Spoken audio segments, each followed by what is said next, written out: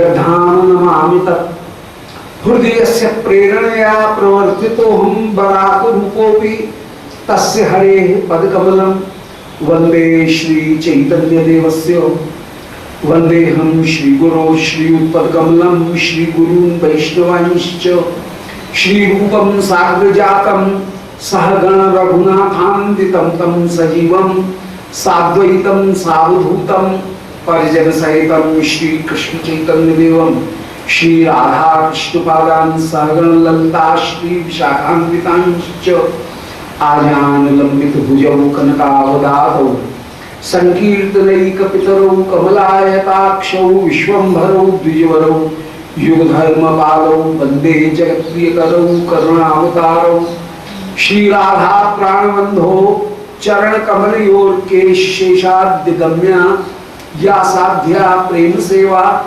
वृचरित परै गाढ़ लौल्यैकलभ्या सास्या प्राप्तायां तां प्रथयतु मधुना मानसी मस्य सेवां भाव्यां रागाध्व बान्धैः ब्रजमन चलितं नैतिकं तस्य नो वाञ्छाकल्पतरुभ्यश्च कृपा सिन्धुभ्य एव च पत्तानां पावनेभ्यो वैष्णवेभ्यो नमो नमः। हे श्री सनातन प्रभो करुणाम्बराशे हे रूप दुर्गत जनैक दयावलोको हे भट्टी उपम सुमते रघुनाथ दासो श्री जीव में कुरुतमंद मते दयांद्रा तुलसी काननम यत्र यत्र पद्म बनानि च पुराण पठनम यत्र तत्र सन्निहितो हरिः बोलो श्री वृंदावन बिहारी लाल की जय।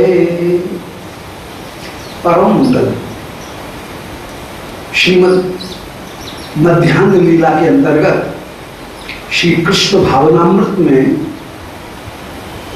13वें सर्ग में श्री श्याम सुंदर आप वसंत कांत श्रीमद् वृंदावन के प्रदेश में जिस समय पधारे हैं, जहां वसंत ऋतु की अपूर्व शोभा सर्वत्र सर्वत्र विराजमान है, उस वसंत ऋतु में आप जब विराजमान हुए, वहां वृक्षों से सुंदर मधु की धारा विराजमान हुई है, जिस मधु की धारा को लेकर के श्री वृंदा देवी जी सुंदर मधु कलश भर करके सुंदर चषक लेकर के पधारी हैं, और उस शहद का और उस फलों के रस का, आम इत्यादि के जो रस हैं उन फलों के रस, द्राक्षा इत्यादि के रस, उस द्राक्षा के रस को और मधु मन शहद, उस शहद के रस को लेकर के श्री वृंदा देवी जी पधारी हैं बन देवियों के साथ में। तो उन बन देवियों ने श्री प्रियालाल इन सब को सुंदर मधु शरबत फलों का जो रस है, उस फलों के रस का पान कराया। जिन फलों के रस का पान करके आज प्रियाओं में स्वाभाविक रूप में जो विराजमान लज्जा भाव, वो लज्जा भाव दूर हो गया। अपूर्ण रूप से मधु का चढ़ा है, नशा चढ़ा है, मद चढ़ा है, और उस मद को धारण करके आज ये श्री प्रियालाल की अपूर्व ये सखीगण श्री किशोरी जी जितनी भी प्रियागण हैं, वे सब श्री श्याम सुंदर की सेवा करती हुई विराजमान। तत्वतः श्री श्याम सुंदर का जो माधुर्य रस है, जो मधुरिमा है, वह मधुरिमा ही कहीं मधु के रूप में परिणत होकर के, कृष्ण सौंदर्य वही मधु के रूप में परिणत होकर के इन सारी ब्रज गोपिकागणों को मतवाला कर रहा है। जो अपूर्व प्याला विराजमान, उस प्याले में जो श्री श्याम सुंदर की प्रतिबिंब विराजमान है, उस प्रतिबिंब को वो प्रतिबिंब ही कहीं रस बन करके विराजमान हुआ है, और रस बन करके विराजमान होकर के वह रस ही श्री प्रियागणों को अपूर्व से मतवाला कर रहा है। तो ये कोई मध्य नहीं है, बल्कि श्री श्याम सुंदर का निज सौंदर्य माधुर्य वही रस के रूप में विराजमान होकर के श्री प्रियागणों को विमोहित करते हुए विराजमान है। श्री प्रिया कृष्ण सौंदर्य मधु में, कृष्ण सौंदर्य के मद में मतवाली होकर के उस समय कहीं बहती हुई जो वचन हैं उन वचनों को कह रही हैं, और इतनी कृष्ण प्रेम में विराजमान हैं तो कह रही हैं कि आहा, मुझे ऐसा लग रहा है कि सूर्य नीचे आ रहा है, ये वृक्ष नृत्य कर रहे हैं, पृथ्वी घूम रही है। ऐसे शिवप्रिया वचनों को कहती हुई विराजमान हुई। प्यारे, मैं गिरी गिरी, मुझे आप संभालो संभालो, ऐसा कहती हुई ये श्री श्याम सुंदर को कोई सामने से ही दोनों हाथ प्यारे के कंधे के ऊपर रख करके प्यारे से लिपट रही हैं। आज स्वर्ण लता श्री श्याम तमाल, उस श्याम तमाल से लिपटी हुई विराजमान, कोई सखी कोई प्रिया पीछे से श्री श्याम सुंदर का परिभ्रमण करती हुई विराजमान हो रही हैं, जिनके केश बिखर रहे हैं, जिनको अपने ओढ़ना अंचल इनका भी होश नहीं है। स रश निधि प्रत्यंगम तत्कुचै अभिपीडिता स्वनिबिड़ भुजा पीडम श्लिष्यन बलात् अभिचुंबिता चपल मधुर ग्रीवा भंग्यम चुचुंब चतुर्दिशम पीत बदना दास्यो हास्योदयम कथिता। श्री प्रियालाल की जो अपूर्व शोभा, उस शोभा में विभिन्न जो महामनोभव भाव हैं उनका वर्णन कर सकने की सामर्थ्य किसकी? रसों ने आदेश दिया कि महामनोभव भाव भूल जिन देव शठई कोई, परम प्रेम परकाश आस ब्रजवास चहोजू, परिपक्व भय भाजन बिना सुरस दीजिए कहा, हरि प्रिया को महासुख दुर्लभते दुर्लभ महा। तो ये जो परम प्रेम प्रकाश, ये जो शिव प्रियालाल का स्वरूप में स्व अंतरंग में जो महामनोभव भाव भाष्य, उसकी व्याख्या सब करना संभव नहीं। महामनोभव माने कामदेव, उनका भाष्य जो 8 प्रकार के भाष्य हैं, परिलंबन, कहीं अधरपान, कहीं आस्वाद, कहीं आग्रहण, परिलंबन चुम्बन प्रवृत्ति, जो महामनोभव भाष्य है, मिलन के जो भाष्य हैं, उनका संकेत मात्र ही किया जा सकता है। श्री प्रियालाल दो अलग अलग वस्तु नहीं है, सामान्य स्त्री पुरुष नहीं है, वे दिव्य निस्वरूप में विराजमान और अपने प्रेम का आस्वादन लेते हुए ही वे सर्वदा विराजमान हैं। रस का आस्वादन लेने के लिए जो एक आनंद पदार्थ है, वही विषय और आश्रय दोनों होकर के विराजमान। परंतु जब रस का आवेश आता है तो रस के आवेश आने पर रसिक जन केवल अंतरंग जनों के सामने उस रूप छवि का जो वर्ण, रूप छवि जो प्राप्त हुई, उनको समाधि में, उस समाधि में प्राप्त होने वाली उस रूप माधुरी की एक बूंद कहीं संकेत में वे प्रकट कर देते हैं। उसको सदा छिपा करके रहते हैं, परंतु रहा नहीं जाता है, इससे संकेत में कहीं प्रकट कर देते हैं। उनका ये स्वभाव है। रसकों ने कहा है कि बूदक रस पायो कहूं और राखो उसमें सान, और पुण्य सो रस पहिए नहीं कोट मरे पचहार। बड़े कठिन से श्री प्रियालाल की नुकुंज मंदिर की वो जो विलास माधुरी, वो किसी भाग्यवान के हृदय में, उनकी आंखों के सामने वो कहीं एक झलक कभी आ जाती है।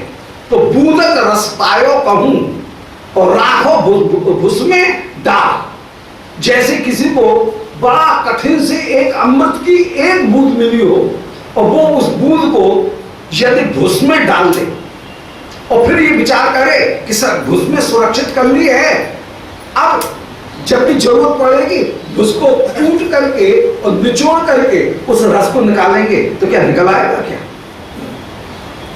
इसलिए रसकों की एक रीति रही है कि वो अंतरंग श्री प्रियालाल का जो विलास, उस विलास का वे सही में वर्णन नहीं करते, वो तो रहा नहीं जाता है इसलिए उनके मुख से निकल जाता है, अन्यथा वो छिपा करके रखने की वस्तु है।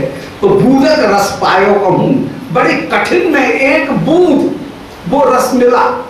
इसलिए कोई भी रसिक से पूछो कि आपको महाराज जी क्या अनुभव हुआ, कभी नहीं बताएगा। जो चतुर हैं वो बिल्कुल छुपा करके रह जाएंगे, जो मूर्ख हैं वे खूब प्रचार करेंगे कि जी साहब हमको कृष्ण साक्षात्कार हो गया। जितने भी बड़े हैं वे सदा सदा रोते रहे कि हाय जन्म बीत गया, हमको कुछ अनुभूति नहीं, कुछ अनुभूति नहीं, यही कहते रहे। निज प्रेम को सर्वदा गोपनीय करके रखते हैं। जो जिनको कुछ पाया नहीं है, जिन्होंने, वे लोग ही उस रस का प्रचार करते हैं कि अजी हमको तो ये अनुभूति हुई, ये अनुभूति हुई, ये अनुभूति हुई। जिसको अनुभूति होगी वो उस अनुभूति को, उस महारत्न को क्या कभी बाहर प्रकट करेगा क्या? तो बूंदक रस पायो कहूं, राखो भुस में डाल। अब भुस में डाल करके कोई उस अमृत के रस को रखेगा और फिर निकालेगा क्या? पुन सो रस पहिए नहीं, उस रस को दोबारा प्राप्त नहीं किया जा सकता है। कोट मरे पचहार, करोड़ों लोग चाहे कितना भी प्रयत्न करें, एक बार यदि रस को प्रकट कर दिया और उस रस को भुना लिया तो गया है। यदि अनुभूति किसी को हुई और निज अनुभूति को यदि उसने भुला लिया तो फिर वो अनुभूति फिर दोबारा उसके जीवन में भी नहीं आएगी। कभी कभी कृपा के द्वारा श्री किशोरी जी कोई अनुभूति करा देते हैं और रसिक जनों को जो अनुभूति होती है उसको भी बताते नहीं है। कभी कभी उनकी वाणी के द्वारा वह कहीं भी प्रकट हो जाती है, छलक जाती है। उनके जो अनुगत जन हैं, रसिक जन हैं, शिष्य जन हैं, वे श्रीमद् गुरुदेव के उस अनुभव का गायन करते हैं। गुरुदेव कभी अपने मुख से अपने अनुभव का गायन करते हुए विराजमान नहीं, छिपा करके रखते। तो ये अपूर्व दिव्य अति दिव्य जो गूढ़ रस, जिसमें जो महामनोभव भास, महावाणी के एक बड़े सुंदर वचन है, महामनोभव भास भूल जिन देहु शठई को। जिनके हृदय में काम की वासना विराजमान है, जो कहीं श्री प्रियालाल के साथ में संबंधित ज्ञान धारण किए हुए नहीं है और जो प्रियालाल को केवल स्त्री पुरुष के रूप में देखते हैं, प्रियालाल के साथ में संबंध है नहीं। तीन दोष उनमें लगे हुए हैं। पहला दोष कि श्री प्रियालाल को, राधा कृष्ण को एक स्त्री पुरुष, एक नायक नायिका मानना, पहला दोष। वे नायक नायिका ही नहीं, वे कौन है? परब्रह्म निजानंद में परिपूर्ण सच्चिदानंद घन होकर के विराजमान। इस बात को ध्यान रखना पड़ेगा, पहली बात। दूसरी बात, श्री प्रियालाल के साथ में, राधा कृष्ण के साथ में निज संबंध, मेरा संबंध क्या है, मैं कहां हूं? श्री नुकुंज मंदिर में मैं कौन सी छोटी से छोटी दासी होकर के विराजमान हूं, इस भाव का जिनको संबंध ज्ञान नहीं है उनको इस कथा से दूर रहना चाहिए। श्री रूप मंजरी के अंतर्गत, गुरु मंजरी के अंतर्गत मैं एक छोटी सी दासी हूं, मंजरी हूं, इस संबंध ज्ञान को लेकर के जो विराजमान है वो इस रस का आस्वादन ले सकते हैं, नहीं तो यह उनके लिए भारी पड़ जाएगा।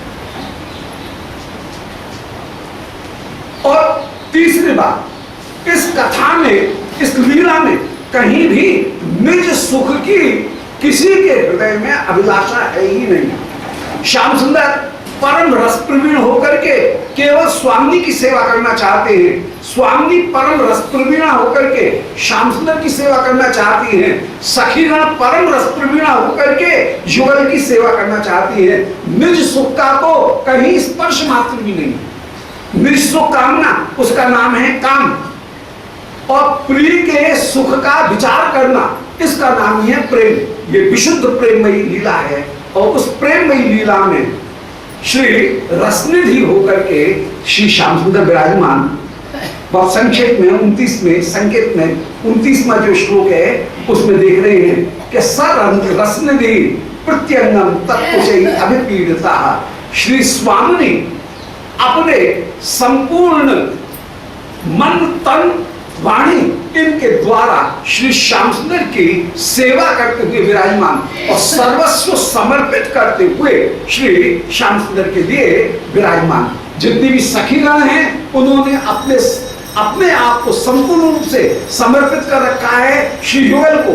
श्री किशोरी जी ने अपने आप को संपूर्ण रूप से समर्पित कर रखा है श्याम सुंदर को। श्याम सुंदर ने अपने आप को संपूर्ण रूप से समर्पित कर रखा है श्री प्रिया को।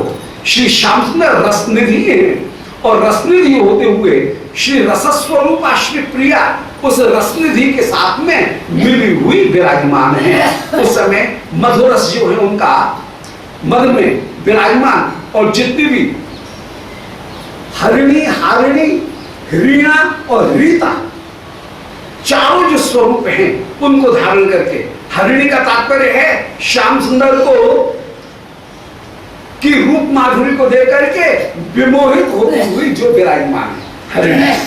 हारिणी का तात्पर्य है श्याम सुंदर को अपनी ओर वश कर दे, आकर्षित करने वाली हरिणी हारिणी। स्वयं श्याम सुंदर के ऊपर निहाल श्याम सुंदर को अपनी ओर आकर्षित करते हुए विराजमान। रीणाम कभी लज्जा धारण करके विराजमान और कभी रीताम लज्जा जो है वो भी जहां कोई विशेष रस की प्रवाह में आने पर वो जो लज्जा का जो स्वरूप है वो लज्जा भी जहां पर कहीं बंधन को डालने वाली नहीं है बल्कि सेवा में सहायक होकर के, आज वो लज्जा शुरू में सेवा में सहायक होकर के विराजमान थी। जब उसकी सेवा पूरी हो गई उस समय श्री प्रिया को संपूर्ण रूप से श्री प्रियालाल दोनों को आज परस्पर मिलाती हुई जो अपूर्ण रूप से विराजमान है। ऐसी री माने लज्जा, वो भी इताम माने दूर हो गई है। ऐसे परम भाव में विराजमान होकर के और आज उस रस के अपूर्व श्याम सुंदर के रूप माधुर्य का माधुरी ही जो रस बन करके विराजमान उस मधुर रस का आस्वादन करके श्री प्रिया लाल दोनों में संकोच प्रारंभ हुआ। अपूर्ण रस अवस्था में संकोच है, लज्जा है, परंतु रस का जब उल्लास है उस समय संकोच की भी निवृत्ति हो जाती है।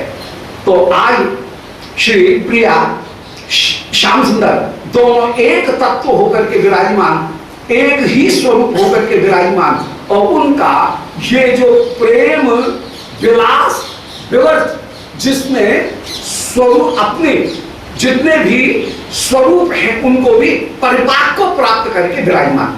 प्रेम विलास विवर्त, विवर्त के 3 अर्थ हैं। विवर्त का एक अर्थ है परिपाक, प्रेम विलास विवर्त, विवर्त का दूसरा अर्थ है भ्रम या प्रेम वैचित्र्य और विवर्त का तीसरा अर्थ है जहां पर चेष्टाओं में परिवर्तन आ जाए। चेष्टाएं भी जहां पर उल्टी हो जाए, विवर्त माने उल्टा होना, वस्तु में अवस्तु की भ्रांति होना, इसी का नाम विवर्त है। वेदांत में वस्तु में अवस्तु आरोप अध्यारोप, जो वस्तु में अवस्तु का आरोप उसी का नाम अध्यारोप है। तो विवर्त का तात्पर्य है कि जहां जो वस्तु जैसी है वैसा आचरण न करते हुए भिन्न प्रकार से आचरण करते हुए विराजमान हो, उसका नाम है प्रेम विलास विवर्त। और श्री राय रामन के साथ में श्रीमद महाप्रभु जिस समय विराजमान हुए और जिस समय वार्तालाप कर रहे हैं उस समय महाप्रभु ने प्रश्न किया राय रामानंद से कि सर्वोत्तम उपास्य तत्व कौन सा है, और श्री महाप्रभु क्रम क्रम करके सोपान पूर्वक निर्णय करते हुए अंत में पहुंचे कि सर्वोत्तम उपास्य तत्व यदि कोई है तो वो श्री राधिका प्रेम है, वही प्रयोजन पदार्थ की पराकाष्ठा है। जो राधा प्रेम केवल श्री राधिका में ही प्राप्त है।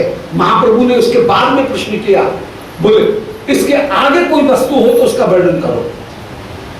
राय रामन तो चौंक गए, राधा प्रेम के भी आगे कोई पूछ रहा है, ऐसा मैंने श्रोता कभी नहीं देखा। इसके आगे भी कोई वस्तु हो सकती है, इसके विषय में कोई प्रश्न कर रहा है, ये बड़े आश्चर्य की बात है। उस समय श्री राय रमन बोले कि इसके आगे क्या होगा, राधा कृष्ण प्रेम में राधा कृष्ण का जो विलास, उस विलास के आगे क्या हो सकता है, उस विलास के आगे केवल प्रेम विलास विवर्त ही हो सकता है। उस प्रेम विलास विवर्त को वाणी के द्वारा प्रस्तुत करना कठिन है। उसके लिए एक पद है, यदि वो तुम्हारी समझ में आ जाए ठीक है, यदि तुमको अच्छा लगे कि जाने नहीं लगे, उसको मैं तुम्हारे सामने प्रस्तुत करता हूं कि सखी नस रमणो ना हम रमणी भेदावयो आस्ते प्रेम रसेनो भय मनो मदनो निष्पेशेष बला। अहम कांता कांत स्वमिति न तदानी मते रघु मनोवृत्तिर्लुप्ता त्वम अहम इति नवधीरपि हता भवान भर्ता भार्या हम यदि दानीम विलसति तथापि प्राणानाम स्थिति अति विसदृशम किम परम। श्री राय रमन का जो मूल पद था वो तो बांग्ला में था, उस बांग्ला में ही चैतन्य चरितामृत को, उस मूल पद को श्री कविराज गोस्वामी जी ने प्रस्तुत किया, परंतु श्री चैतन्य चंद्रोदय नाटक में उसी का अनुवाद श्री कविकर्णपुर ने इस प्रकार किया कि अहम कांता सखी नस रमण ना हम रमणी, वो रमण है मैं रमणी हूं, यह भेद भी उस मिलन के समय नहीं रहा। त्वम अहम, ये तू है, ये मैं हूं, ये बुद्धि भी समाप्त हो गई। परंतु हाय ऐसे अपूर्व मिलन के बाद में अब यदि मेरे हृदय में ये स्थिति हो रही है, प्यारे ऐसे अपूर्व मिलन को प्राप्त करा करके उसको भोग करके श्री प्यारे हाय न जाने कहां दूर हो गए, वो चंचल न जाने कैसे मुझसे दूर चला गया। अब यदि मैं ये विचार करूं कि अहम भार्या भर्ता त्वम, मैं भार्या हूं तुम भर्ता हो, और अब विरह हो जाने पर अरे सखी तेरा आश्रय लेना पड़े कि तू हम दूती बन करके हम दोनों को मिला दे। जहां पर दौत्य की स्थिति नहीं थी उस समय मिले हुए थे, परंतु अब दौत्य की विरह को प्राप्त करके सखी की सहायता लेकर के दौत्य की स्थिति प्राप्त करके प्यारे से मिलने की यदि हम प्रयत्न करें और फिर भी मेरे प्राण रहे तो इससे बढ़कर के और विसदृश स्थिति क्या हो सकती है। इससे बढ़कर के तो अनुचित स्थिति कोई नहीं हो सकती है। मानो ऊपर से दिखा रहे हैं कि जो निरुपाधि प्रेम है उस निरुपाधि प्रेम का वर्णन करने के बाद में फिर सोपाधिक प्रेम की आवश्यकता नहीं है, वो अनुचित होगा। निरुपाधि प्रेम में प्रिया लाल का अपना निज प्रेम ही एक दूसरे को मिलाने वाला है, उसमें दूती की आवश्यकता नहीं है। सखी यही कहती है कि ये बसीठ उनके, ये बसीठ उनके, कौन धो परे बीच, तुम उनके अधीन हो। बसीठ माने दूत, ये अपने उनके दूत हैं, वे अपनी दूत स्वयं हैं, दोनों के दूत हैं। तो ये बसीठ उनके, ये दौत्य करने में स्वयं ही उनके पास में इनका प्रेम ही दूत बनकर के विराजमान, वे बसीठ इनके, वे इनकी दूत होकर के विराजमान। किसी दूसरी सखी की आवश्यकता है ही नहीं, दूसरे के बीच में आने की आवश्यकता है ही नहीं। कौन धो पड़े बीच। पौर्णमासी जी से एक दिन श्री नांदी मुखी जी ने पूछा, बोले पौर्ण भगवती मैंने सुना है कि आप श्री राधिका कृष्ण इन दोनों को, राधिका को श्री गोविंद के साथ में, श्याम सुंदर के साथ में मिलाती हैं, आप ही इसमें मुख्य कारण हैं। पौर्णमासी जी हंसती हुई बोली, बोले अरे बाबरी मैं क्या मिलाऊंगी, तत्वतः राधिका का उन्नत प्रेम ही उनको श्याम सुंदर के साथ में मिलाने वाला है। मैं तो केवल निमित्त मात्र हूं, मैं मिलाने वाली नहीं। ये वसीठ उनके, बेवसीठ उनकी, कौन धो पड़े बीच। हाथापाई भ्रम भयो अंग अरज्या कीच। मुझे तो केवल भ्रम हो गया हाथापाई को देख करके, इनकी अंग अरज्या कीच, ये इनके शरीर में जो अरज्या की कीच थी, उस अरज्या की कीच को देख करके मुझे केवल भ्रम मात्र हो गया। तब तो कहा हम इन दोनों को मिलाने वाली है ही नहीं।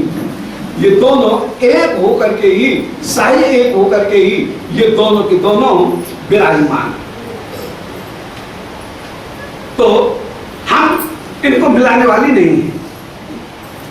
ये इनकी सहज प्रीति होकर के ही विश्वास विराजमान है। एकदम सहज प्रीति जो है वो ही इनको विराजमान। तो अंग अरज्या कीच, इनके हाथापाई को देख करके मुझे भ्रम हो गया, परंतु ये मैं मिलाने वाली नहीं। प्यारू जी को मुख अम्बुज को डह रहा ऐसो लागत जो अधरामृत सींच। हरदास के स्वामी श्याम कुंज बिहारी रस लपटान भेद न्यारे न्यारे, जैसे पानी में पानी नरीच। जैसे कोई पानी में पानी डाले उसको बढ़ा नहीं सकता है, ऐसे इन दोनों के प्रेम को कौन बढ़ाए। हम तो केवल बहाना होकर के विराजमान है। तो यहाँ पर सहज प्रेम विराजमान है, और वो सहज प्रेम एक दूसरे को परस्पर मिलाते हुए विराजमान। और उस सहज प्रेम में जो विवर्त की बात कह रहे थे, प्रेम विलास विवर्त। विवर्त का तात्पर्य है प्रेम, तीन अर्थ विवर्त के। एक अर्थ हुआ परिपाक, ऐसा प्रेम का परिपाक जब हो उसका नाम विवर्त है, प्रेम पराकाष्ठा में प्राप्त हो। दूसरा, जिसमें प्रियालाल इनकी चेष्टाएं बदल जाए। और कभी कभी तो ऐसी अपूर्व विराजमान रस की रीति विराजमान कि जहां पर गोरे लाल सामरी प्रिया के साथ में विहार करते हुए विराजमान हो जाए, चेष्टा में परिवर्तन हो जाए। दूसरी बात। और तीसरी, विवर्त का तात्पर्य है कि वस्तु में अवस्तु की भ्रांति होना, उसका नाम भी विवर्त है। उसका रसात्मक स्वरूप होगा कि जहां मिलन होते हुए भी विरह की प्राप्ति हो जाए, माने प्रेम वैचित्य दशा जहां पर प्रकट हो जाए। श्री प्रिया श्याम सुंदर के पास में ही विराजमान है, परंतु पास में विराजमान होते हुए भी विरह में व्याकुल हो जाए। यहां पर अपूर्ण रूप से वो ही मद की जो दशा है, वो मद की दशा विराजमान। और विवर्त का जो प्रथम अर्थ है परिपाक, उस परिपाक का निरूपण करते हुए कह रहे हैं कि सच रसनिधि प्रत्यंगम तत्पुचई अभिपीड़िता। आज प्रियालाल दोनों एक होकर के विराजमान हो रहे हैं। प्रेम का अपूर्व जो परिपाक है वो परिपाक प्राप्त हो रहा है। निविज भुजा पीड़म सृष्टन बलात् अभिचुम्बिता। और जहां पर महामनोभव भास, कामदेव के महामनोभव के जो 8 भाष्य हैं, वो भाष्य जहां पर परिपूर्ण रूप से प्रकट हो रहे हैं। परिणम, दर्शन, विमोहन, जहां अधरपान इत्यादि जो काम के मिलन के जो अनेक अनेक अनुभाव हैं, वे अनुभाव वहां पर प्रकट होते हुए विराजमान हैं। उनको प्रकट करते हुए ये स्वस्वरूप में क्रिया करते हुए विराजमान है। चपल मधुर ग्रीवा भंगम, श्री श्याम सुंदर मधुर ग्रीवा को झुकाते हुए विराजमान हैं। आज प्रिया के मुख का जो अपूर्व मधु, उसका भ्रमर बन करके ये श्याम भ्रमर प्रिया के मुख कमल उसके मकरंद का पान करते हुए विराजमान है।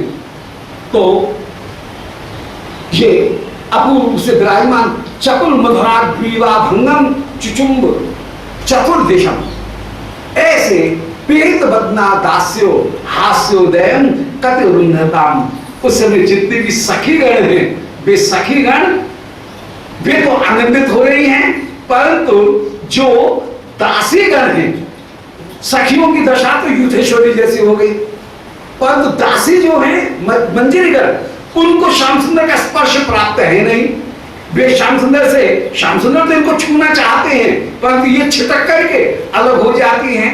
ऐसी स्थिति में ये जितनी भी सखीगण मंजरीगण हैं, ये रुमाल को मुख पे रख करके ठीक करके हंसती हुई विराजमान हो रही है, क्योंकि ये सुरक्षित बच गई है। उस मद के मद में ये अभी मतवाली नहीं हुई है। श्याम सुंदर ने श्री प्रिया जी और जितने भी सखीगण, उन सबों को तो मधुर रस का पान करा दिया, परंतु दासियों को जब कराना चाह रहे थे तो दासियों ने मधुर रस का अभी पान किया नहीं है, इसलिए ये उस जाति में नहीं आई। ये सर्वदा अलग होकर के विराजमान, इसलिए अलग होकर के विराजमान होने के कारण